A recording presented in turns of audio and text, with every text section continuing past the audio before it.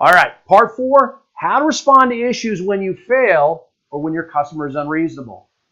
See, it's important to understand that an issue, if you have an issue, it means you failed, okay? Customer service issues happen only for 2 reasons. 1, your customer is being totally unreasonable.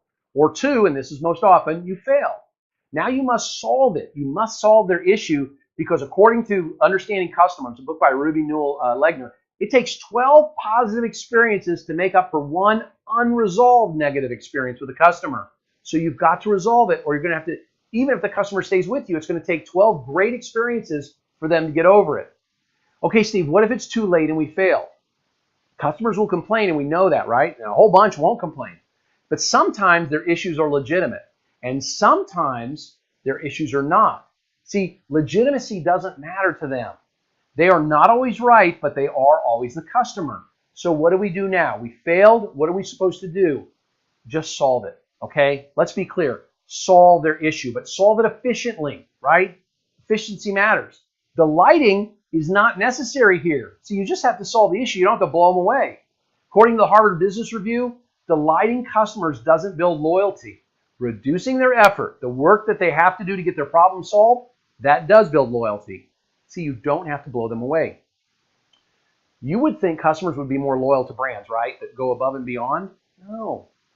Harvard Business Review research shows that exceeding expectations during service interactions, right, when we've screwed up, makes customers only marginally more loyal than simply meeting their needs. So let's not work to go overboard. Let's just solve their issue. In fact, when it comes to service, companies create loyal customers primarily by helping them solve their problems quickly and easily, not by blowing them away. So what exactly does make it easy mean? Simply put, it means remove the obstacles. Remember, focus on convenience, right? Number 3, focus on convenience. Let's remove the obstacles and let them solve some of these issues on their own. See, customers resent having to contact the company repeatedly to get an issue resolved. They don't like being transferred. They don't want to repeat information. And they want to stick to the first channel that they use, right? They want to stick to one channel. For instance, they resent having to call after trying to solve a problem through your website. So either make your websites better at solving problems or just put your phone number on your website and say when you got an issue, call us, all right? When we're serving the customer, this is called reactive customer service. When we have a customer service issue, when we are forced to provide customer service after the fact, that's reactive customer service. It's not customer service, it's reactive customer service. And we need to remember a few things. Number 1, we need to remember our goal. We need to know what our goal is, whatever that might be, okay? So our goal is to solve the issue. That's our goal, and that's what we're going to do. Number 2, we need to understand this is not a problem, it's an opportunity.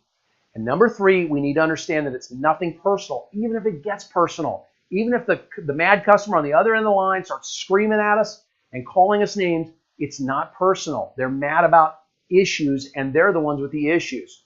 Plus, we need to assume a few things when dealing with an issue. This will make you one of the best customer service agents ever if you will just remember these 3 things when dealing with an issue. 1, imagine that there are multiple TV cameras focused on you right now, okay? And your words and actions are going to be talked about on CNN tonight and forever. And the person with an issue on the other end of the line, even though they're being unreasonable, they're an orphan.